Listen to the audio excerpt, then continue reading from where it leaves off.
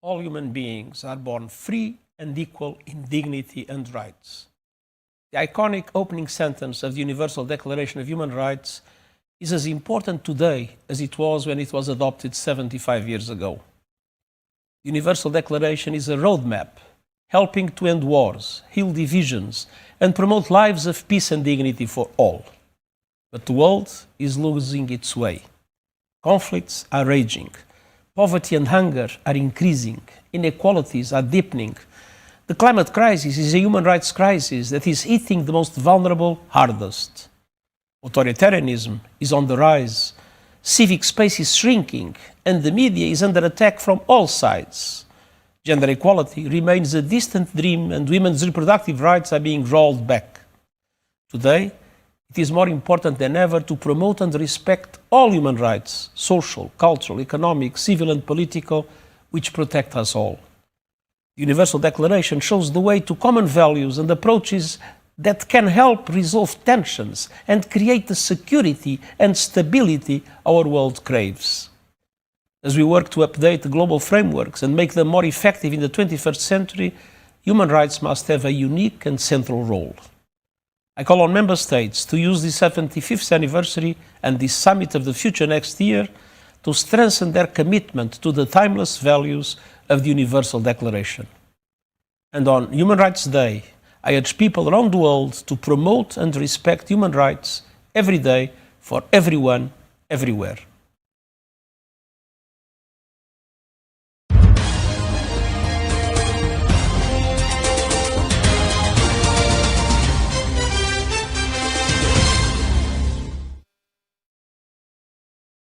Thank you for staying with us, everyone. My guest on the show is CHIBUZO Okερeke, a public policy and legislative analyst. Thank you, CHIBUZO, for coming on the program this morning. Thank you. Good morning, Nigerians. Yesterday was World Human Rights Day. I'm sure you, like most Nigerians, and of course, other human beings across the world must have also pondered on some of the concerns around human rights. What have your reflections been about, basically? Well, I think that the United Nations Secretary General put it succinctly. Mm-hmm. The human rights infrastructure in most of the world have collapsed. Collapsed? Absolutely collapsed. And I think, we have rising conflicts, we have humongous inequality, we have hunger, and we have conflict, violence, and fragility of nations and communities has even become more worrisome. I give you an example. In Nigeria, for instance, we've been talking about the congestion of prison for many years. Mm. A lot of people are in prison for fines of 4,000, 100,000, 50,000.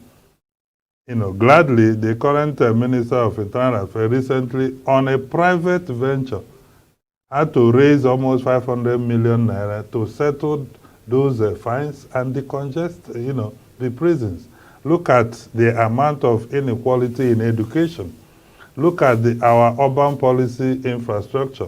There are places in the Federal Capital Territory, for instance, there are new emerging areas where there are no provision for public markets, no provision for public schools. Everything is privatized and commercialized. So how are you going to mitigate inequality in terms of access to education, in terms of access to socioeconomic rights? Look at the issue of economic rights of citizens. Look at even the civil space, ability for citizens to organize and give a voice. Look at the NSAS protests in Nigeria and the government commitment, and juxtapose it with how much of those commitments that has been met and whether those demands made have reached anywhere. So, and it's not just Nigeria. Look at the political culture. Look at the political space, because political rights are one of the key fundamental rights, because human beings or the people possess the sovereignty element in a country. And when they will it to someone, the person becomes, their leader. Look at democracy reversals across West Africa. Look at the confidence of citizens in public institutions. We have the National Human Rights Commission in Nigeria, for instance, as a result of the UN resolution, that declaration on human rights. We've got that agency or that commission with proper representation and leadership. Go and check their budget. They came into being in 1995. From that time till now, go and look at their budget, including the current proposal. So I think there is something wrong when we don't mainstream human rights. Every other thing we are doing, if you look at the component of the Bill of Rights, whatever you do must reflect it. And that's why I wonder why we go to UN and sign documents, we come back here to domesticate it, then we refuse to operationalize it. And it's not just about, the government. What about the private sector? The economic rights, the equality of pay for equal job done, right? And, care for even the elder and for people with disabilities. How are we mainstreaming? How many companies, how many government institutions have a framework for women rights protection? Particularly, for instance, if you go to so many organizations, if you put to bed, you have 4 months to or 3 months to come back to work on maternity leave. You think that's not long enough? That's not long enough? You cannot come back with your baby. No, it's not about the leave they gave you. Is there a place, a crèche around offices? Baby-friendly facilities. Baby-friendly facilities where now the mother and the child is completely separated. And we're having problem because the family system is collapsing. Because children are being thrown to schools at the 3 months, 4 months, or thereabouts. So we have not decided as a people across Africa and most of the nations of the world, not just in Africa or the global south, on both divides.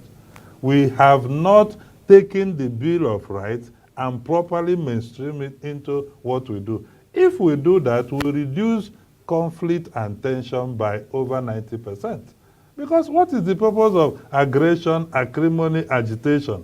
Is because people feel their rights are being impugned or infringed upon, and there is no mechanism for redress. Do you know how many cases that are in police stations today? If you go to the National Assembly, the Public Petition Committee is one of the busiest, right? If you organize a protest in Nigeria today, you will be profiled. First of all, who are the leaders of the protest? Not the cause being fought for. Or the issues. Or the issues. Is who are the people leading it, who are they affiliated to? What is the political dimension? And then, national security will be compromised. So there is a big challenge that we're facing. You mentioned the NSAS protest a while ago. I mean, it's already 3 years and counting after that protest. Yeah. Do you think the issues that protest raised have been addressed one way or another? How is it addressed now? Have we solved the problem of even the condition of the police itself? You see, police they are Nigerians. So we have 2 cases that the NSAS has brought forth. Police reform. Has the condition of the police colleges changed? It's a psychology. We believe that when people suffer, then we have trained them. We are not ready. What is the recruitment process for police? Why is it that nobody can say how many police we have in Nigeria, and yet we pay them salary every month, and they are contributing pension? From the IG to the least person, if you ask anybody, they say about. Everybody about. We are talking about human beings who gained employment and working in our system, and we are saying about. Why is it about? Why can't we have a perfect figure that, for it? How do we recruit? How do we promote? How do we fund the police logistics? You can see police people, their vehicles are collapsed. You can see that most of them beg for fuel to use their car. If you call police today, you may likely have to buy fuel before they can go and intervene on anything. It's a serious issue. If you come on the side of the citizens, look at whether police brutality and harassment are stopped. You are seeing videos online every day. police will come out to say, oh, we have seen that, we will address it. We've seen in Lagos, in Delta, in many places, police brutality have not stopped. How police conduct arrests has not stopped. Whether they charge people, you have people in custody for weeks and days. And then, so these are the issues. And until we address those issues that were raised and new ones that are emerging, we will not make progress. How do you police a community where there is a huge gulf of divide between citizens and the authority? The average, the Afrobarometer survey, I think 2023 or so, has two major institutions in Nigeria with the highest corruption perception index. And police is number one. Perception, right? It may not mean that they are corrupt as people, but that's how they are perceived. Good. How many citizens can gladly call police to give intelligence on anything? Look at the amount of insecurity we have in the country. And these are internal insecurity challenges that the police should be responsible for. But it has to start from the police colleges. If policemen are the ones buying uniforms for themselves, something is wrong. If our police textile company, I think in Kaduna or somewhere, that's supposed to produce the uniform has been commercialized and privatized, they are no longer producing. We will now have commercial sellers of police camouflage. Why wouldn't armed robbers be able to have access to it? This is the issue. Everybody, my challenge is that everybody knows it. Everybody knows that the police pension has problems. Even the police itself, they've been fighting with the Police Service Commission. The Supreme Court also had to settle their case the other day. So we have to really start thinking about Nigeria in running our institutions and not about those who are there for the moment or what they will benefit from their service at the time. It's how much of what we can put into the system and deliver for the people. You see, the police has to partner with the communities. We are having this level of insecurity and we are still arguing whether we need state police, whether the governors will use them against the people, or whether we need community policing. No, sir. No. Which other federal system of the world is operating a centralized police command system? It's not about governor. Governor, at least today in Nigeria, since our constitution has not totally collapsed, knows he or she will serve for 8 years. For how long will a particular governor, for instance, use the state police against political opponents? Is that all we think about? We should also look at the future. What is the future of doing this? Because we will not only remain like this as a country. So we'll start creating institutions and systems that can help protect our future, rather than on parochial reason as to who we. Why must it be so? So if you say governors will do this, that means also at the national level something is also wrong there. Let's talk about factors around poverty, for example, the quality of education that we have. How do these factors adversely impact human rights? Oh, it's a major player. It's an enabler of whether you're able to enjoy because there are procedural rights, there are substantive rights, right? For you to enjoy your substantive rights provided under the law, you must understand the procedure. You must even be aware that those rights exist. And these are the mechanism or the processes or procedure to enjoy those rights. And education plays key role. For somebody, if you are, as an educated person, you have more opportunity to get a better economic means in a more legitimate way than somebody that is not educated. And if the person, you have more people that are not educated and they perceive that the system is responsible for this inequality, they will be angry at the system. And that could lead to conflict and violence. Now look at poverty and hunger. Anybody that is poor and hungry is already deprived. Because one of the key rights, is for you to enjoy economic opportunities in the country, have access to jobs. How many Nigerian graduates, are you not seeing how our young people are celebrating when they leave the shores of the country? Hope is the greatest element to sustain a nation. When a country's hope, you understand, is punctured, then there is a big problem. When people don't have hope, when people are in school and they are just waiting to travel out, when people are doing a job and they're just saving money to travel out, when people are in a country where they cannot find a fabric, an element, something that inspires hope for them to believe that they can succeed in this country, then you don't have a country. Because a country itself, in terms of statehood, is made up of people, boundaries, government. And the people is the greatest element or character of a state.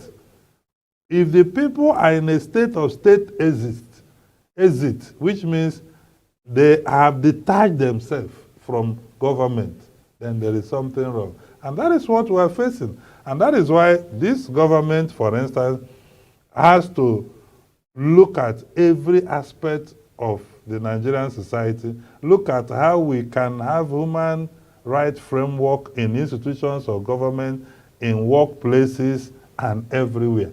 Every Nigerian, whether it is police, the army, and other, must follow the rules of engagement. There's this factor that's very prevalent within Nigerian universities, sex for grade. I've spoken with lawyers a lot about this since 2016 in particular, and it has become a scourge. They talk about how that this is one very key area in which human rights of the students, in this case the female students, their rights are being trampled upon by these lecturers. From what we have seen so far, the case of University of Calabar being one of the most recent now, are university authorities, from your assessment, doing enough about this problem?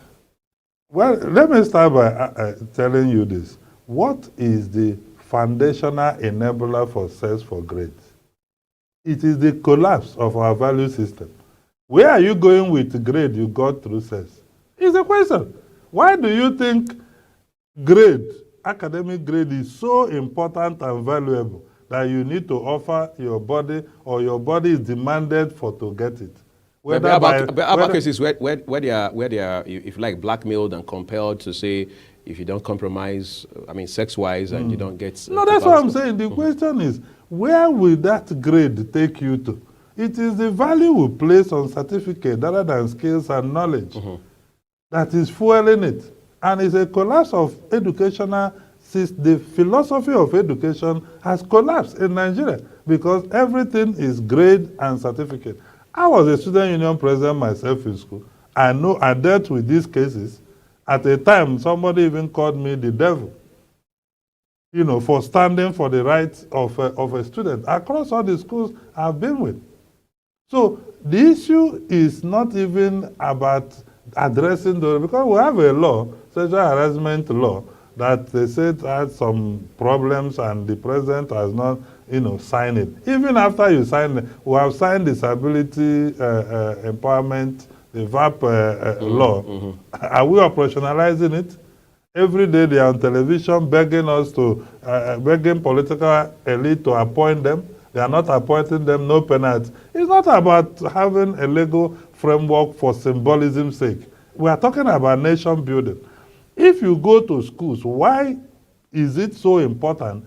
If the grades are not valuable, it will not become a tradable commodity to the level of using sex for it. And it's happening even in secondary school. What about having organized malpractice, where students are forced to pay money so that a lecturer or a teacher will come during WAEC or whatever, and or JAMB, and begin to give them the answers? These are abuse of rights. Because while you're doing it in Center A, Center B that doesn't have the same arrangement, it's already abuse of rights, unfairness, and inequality.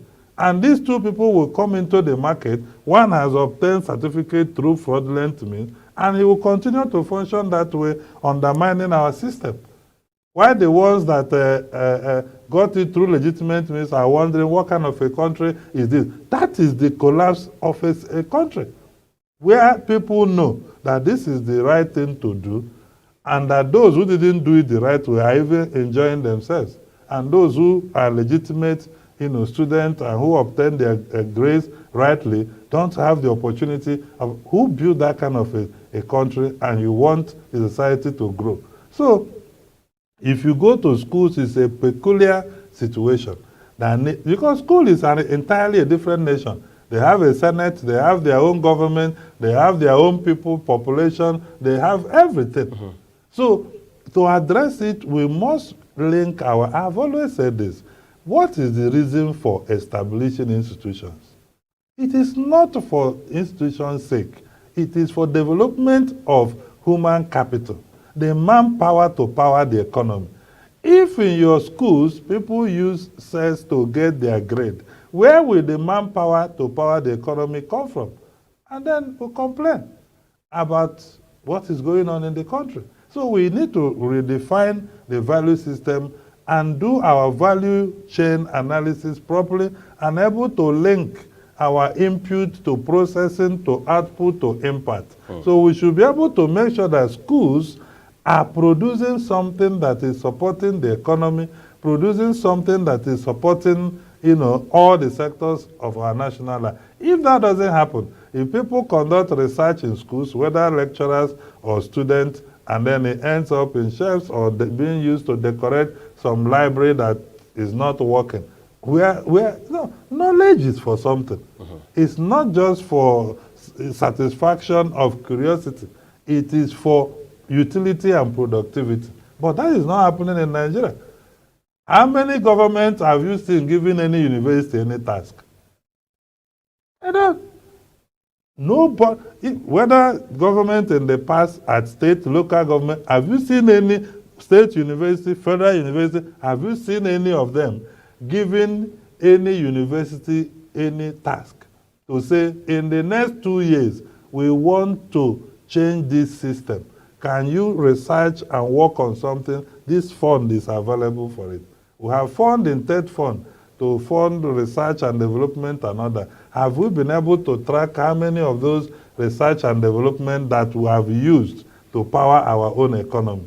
We have not. We are not doing it. And these are the issues we have about how rights are mainstream, how our institutions work. A dysfunctional system cannot produce a thriving human rights society.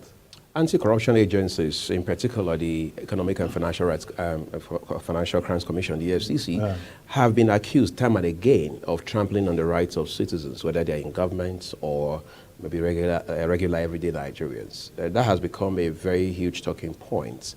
We've seen how they also carry themselves when they, an attempt to address this Yahoo phenomenon. Mm-hmm. What should be the standard operating procedure for a frontline agency like the EFCC that's supposed to fight corruption? Well, I tell you this because also when we create institutions, we don't we give self-regulatory power and less oversight. Who is conducting oversight on EFCC? But I'm happy the new chairman said something, I think during the anti-corruption day walk yesterday or so. He has warned about people collecting, seeing people with laptop or good phones and just profile them. Legitimate. This is the tech age. We've got Yahoo boys, right? They know how to track them and get them. But we've got young people whose life and everything is tech. The office is their phone and their laptop. You can't continue to profile them and then they start saving money to leave the country. And then we complain that the tech ecosystem is not growing.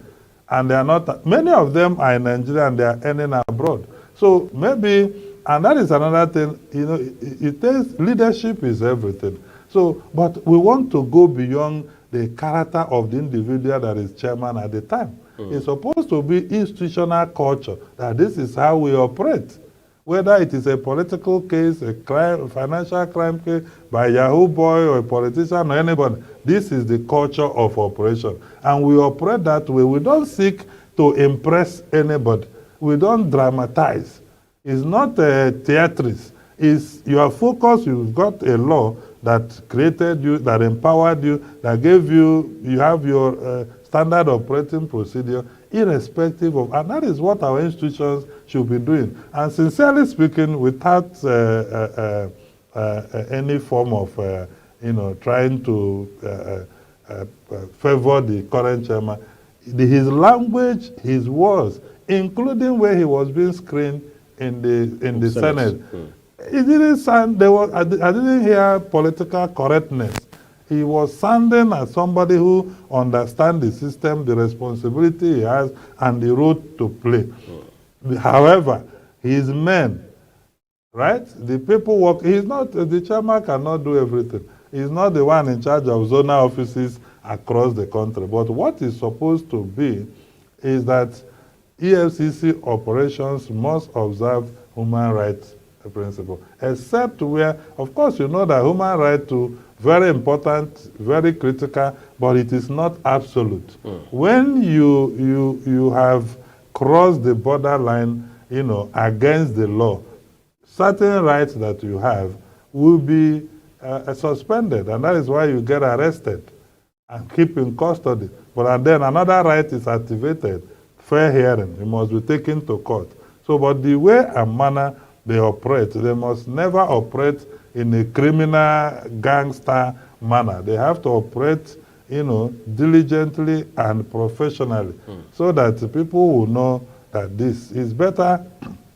When politics is involved, part of the reason you see EFCC operations the way they are is because of when politicians are involved, from my own observation. Because politicians themselves are also fortified. They don't want anything to tarnish their political image, so they build a wall of protection around themselves and sometimes make it difficult for EFCC to access them. But in terms of barging into hotels and carry young boys and begin to non-check who is Yahoo, a boy or not, and when you find out that, oh, these ones are not, you send them, it's not professional. Or the incident we saw, I don't know whether it's EFCC or ICPC that stormed the school or something. And there's also a troubling statistics. I don't know the institution that put it forward, that about 80% or so of our young people in schools are all doing Yahoo. And for me, I think it's a huge potential. It's negative at the time, but it can be converted. Shockingly, most of those people did not go to school, but they have mastered the computer system and they're using it to do a lot. And if we believe that crime, is high, financial crime and other, any one of them that we were able to arrest, we need to look at the ones that will be charged and dealt with, and we have to introduce utilization of their skills as part of maybe something we need. Because, you see, that is why you have covert operation. There are people working in CIA, in FBI, that their parents and even their friends don't know where they work. But in Nigeria, everybody, nothing is classified in Nigeria, to the best of my knowledge. I want to talk to you about something else. As of today, for this year, the UN is saying the theme for observance is freedom, equality, and justice for all. It's been 24 years now since Nigeria returned to democracy. Yeah. Some people say, for whatever it's worth, let's be grateful. I mean, come on, you can't compare human rights today, I mean, in terms of ranking of our country, to what you had in the days of the military. Are we not making progress, even though you may say it's slow? Well, it's not. If you compare the military ranks, it's not a good comparison to make, because the two governments have different character. One is built on the power of the guns. The other one is built on the power of the people. So the comparison has to be one democracy to another. And this is what people use to deceive us. I believe, there are different schools of thought that say, oh, okay, we have seen the worst of our times, we've seen the colonial era, we've seen our independence era, we have seen the cultural divide, tribalism, and all that. We have seen civil war. We have seen military takeover, and that didn't give people opportunity to express themselves. And then we have transited to democracy, that we should be grateful. We even had a Truth and Reconciliation panel set up by President Obasanjo at the time. And we have had political conferences. You know, in 2005, we've had the National Sovereign Something Conference in 2014, and that brought people together to the National Confab. National Confab. Now, the two government or systems don't have the same character. This is anchored on people. You cannot deliberately transit from a military era and you were shouting that democracy is what will take us to Eldorado. We arrived at democracy, you now activated the character of the military in managing your democracy. It's not done that way. And that is the problem that is being faced in Nigeria today. These two concepts is the life of any society. The people, the freedom of, because no constitution creates human being. God is the one that creates human being. And that is why that freedom God put in man is what the Constitution of Nations have recognized and say freedom is key. And that freedom is your ability to express yourself, your ability to enjoy socio-economic opportunities in your country or anywhere else, your ability, your right to peaceful assembly, or your right to fair hearing and what have you. Now, you've got justice, very key. In a system where you have people, one or two people, there will be likelihood of conflict, infringement of rights, or what have you. Do we have justice? Justice is very important for people to remain hopeful. There is political justice. There is economic justice. There is justice in everything, including the vote, the voting system. Our elections, how is it conducted? What is the character of the political parties? Somebody said very rightly that we have democracy without Democrats. Because human beings are everything. Without Democrats, you cannot operate a democracy. Democracy presents, first of all, popular participation, that more people are in the system.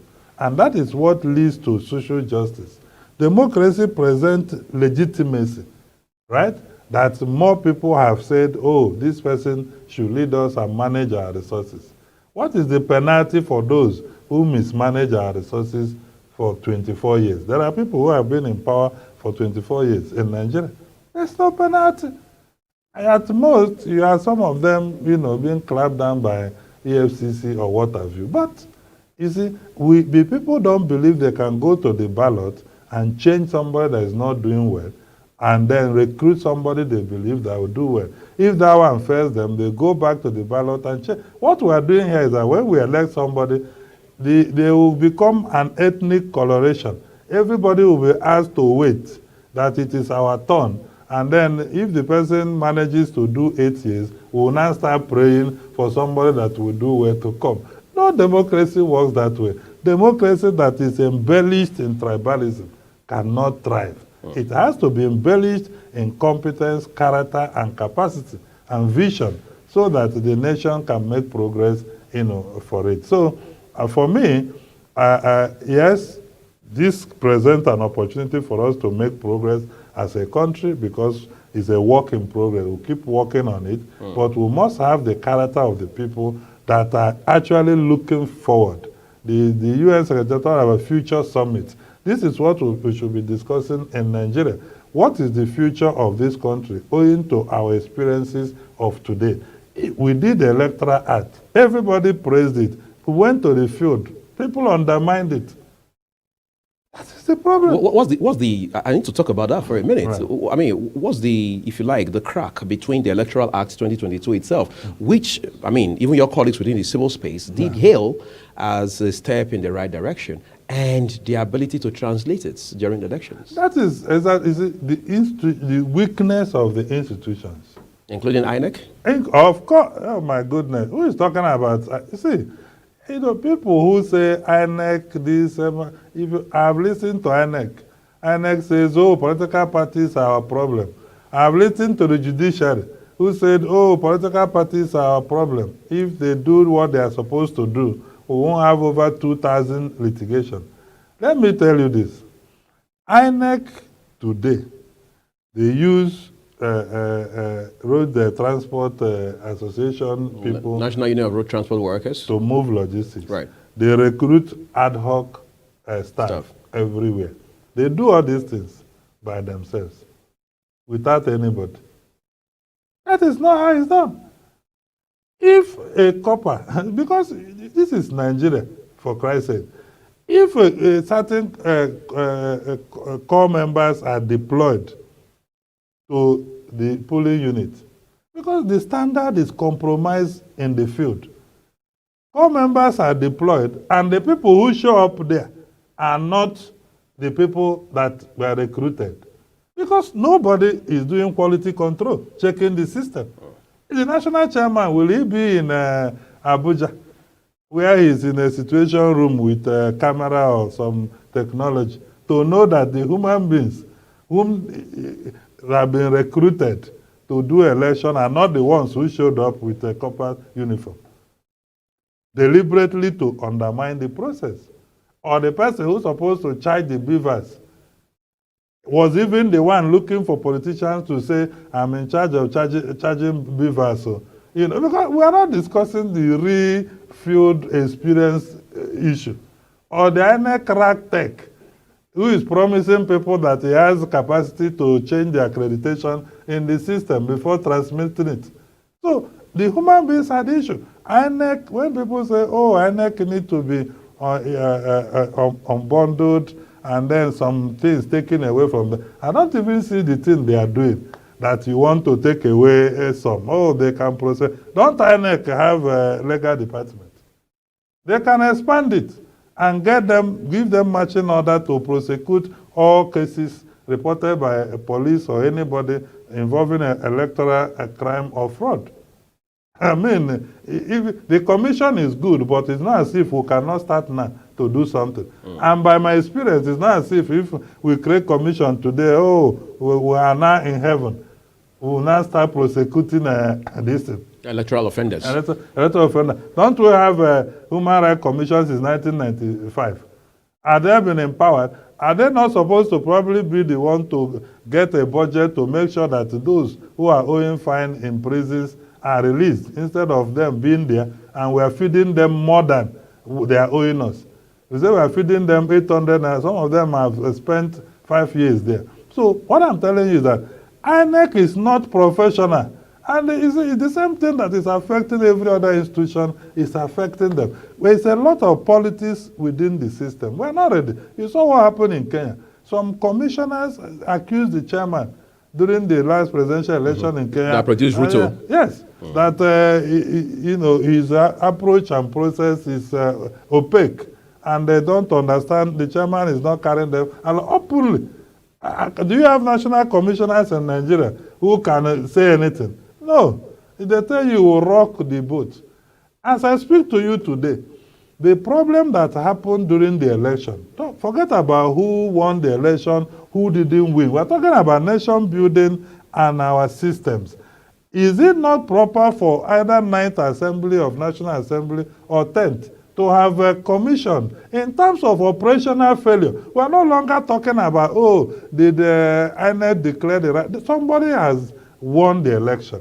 The person is our president today. But it does not stop an inquiry into operational failure and the human beings who may have orchestrated it so that we can avert it in the future. That is how, you saw what happened in America just 2 days ago. The Pennsylvania University president and the chairman of board, just because of a statement she made, the Congress invited her to understand her anti-Semitism statement and what have you, and her view on the issue, and that led to her resignation. For Christ's sake, institutions must take responsibility. When in the last administration, each time they go on retreat, they praise themselves having performed. I don't listen to citizens. INEC will do evaluation. Nobody will see the report. You see, if an organization or institution carries out post-mortem analysis, you are free to come out to say A, B, C, D area had issues. we are going to fix it. That is how you build trust. Don't think if you say that it means, oh, the people that won the election are no longer the one. No, because the Constitution and the law gave you power to run this process and declare people you have done so. People have also gone to court, and the court has affirmed and dismissed some petitions, and the government is on at all levels. But it does not stop us to rework wherever we got it wrong in the system to make sure that we are following the mandate of the law. There are two more issues I just want to bring, force to talk about quickly. If you go to the Niger Delta now, you see that oil spillage and all of the exploration happening in that region of the country has done a lot of damage to not just the water. Of course, that's a no-go area for the most part, but the economic life of the people. You go up north, for instance. I mean, we are in Abuja now, but when you go further up north, you see what culture, what tradition is doing to access to education, and so on and so forth. Of course, it just replicates across regions and states in this country. Talk to me about how much that also erodes human rights. Well, absolutely. You see, and that's why I tell you, it's not about us creating new commissions or what have you.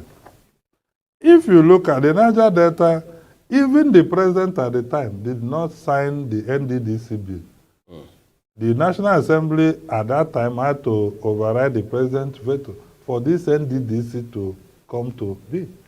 Today, they get 13%, they get money from the IOCs, they have state governments in those places. We even have the Ministry of the Niger Delta. Ask me, why is it a problem for the NDDC to develop the Niger Delta? This is the issue. Abuse of economic rights of citizens. Mismanagement of resources without a penalty.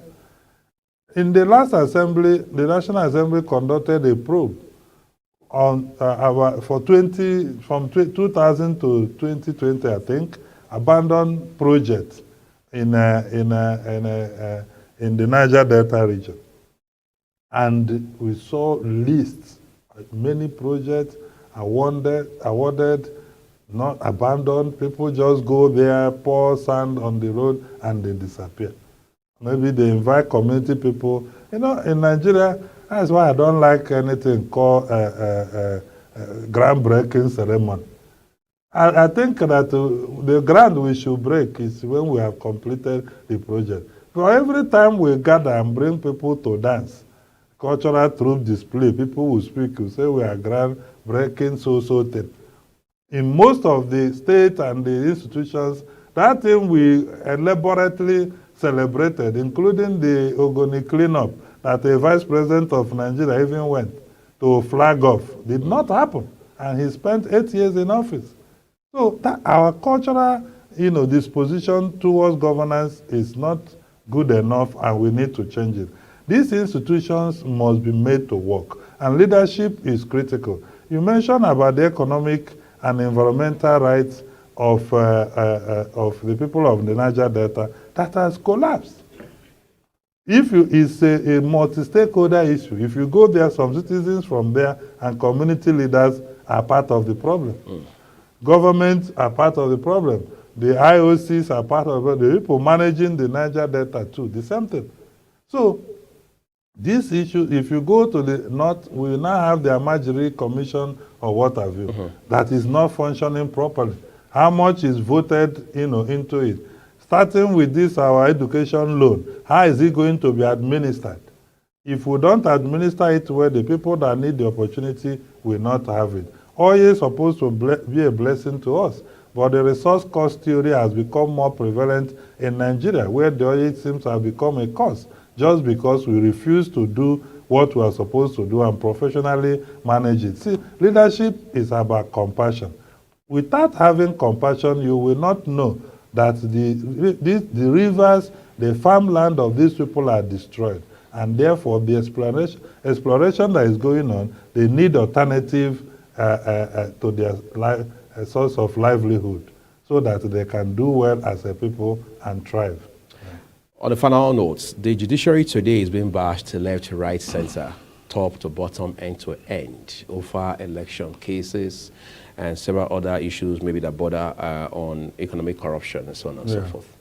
I mean, in light of all of this, is it still logical to say, well, we can always go back to the judiciary to seek redress where citizens' rights have been trampled upon? Well, under a democracy, we have no choice. Okay, it's a matter of not having a choice. We don't have a choice, but you see, I'm one of those people calling for judicial reform. I was in court some days ago. What is happening in the court, the system they operate is not what we have in other arms. And something is wrong. If you go to the legislature, you have a press corps that is there, and they record what happened in the National Assembly, and they use it as news without anybody controlling what should be the news. You know, if you go to the executive arm of government, the same thing. You've got a press corps. In fact, the arrangement there is mandatory for the executive, certain members of the executive to brief the press corps at even a visit to the president. Right. If you go to the judiciary, it's entirely a different thing altogether, and it needs to change. What happened in Kano couldn't have happened if there was a press corps that recorded, because right now, where is the recording of the judgment delivered inside court? Nobody has it. They say the justices are using longhand, so as people are talking, they are writing and what have you and all that. I mean, the media need to be on the judiciary. They need to have a very major press corps that is active and functional. Even if you don't want justices' faces to show, that code of conduct can come in. But the things going on inside the court every day need to be recorded. The news need to be out. It's not what we see, you know, because they are human beings. They are also infallible, you know. So, and it's important. And for me, recently we've been seeing court judgment and all that concerning people asking for review of judgments that were given in the electoral matters or what have you. And mind you, I also heard that to get a civil matter listed in Supreme Court or Appeal Court, it may reach 2024 right now, because all the electoral cases have taken over and we don't even have enough justices. It's just recently that NJC released list of 11 to make up the Supreme Court. So now we need to reform the judiciary. The judiciary it cannot continue to have the activity shrouded in secrecy or in certain arrangement that does not allow what they are doing to be out there. The people need to believe that they can get justice in the court. If you shut the doors of the court, access to the court by citizens, then you have shut the destiny of our democracy. Because people will take to the streets.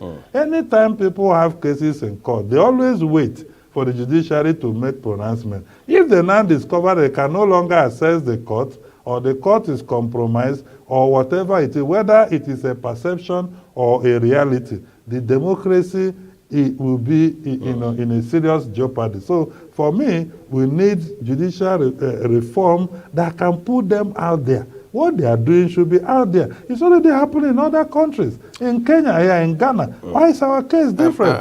I'm afraid this is the much we'll be able to discuss on this very topical issue. Thank you so very much. CHIBUZO Okερeke, public policy and legislative analyst, for these very valuable insights you've shared with us today. Thank you. Good morning. And that's Global Morning for you this Monday. We are Mofwegwe on behalf of the entire team here, responsible for both the hosting and production. We say have a great day ahead of you.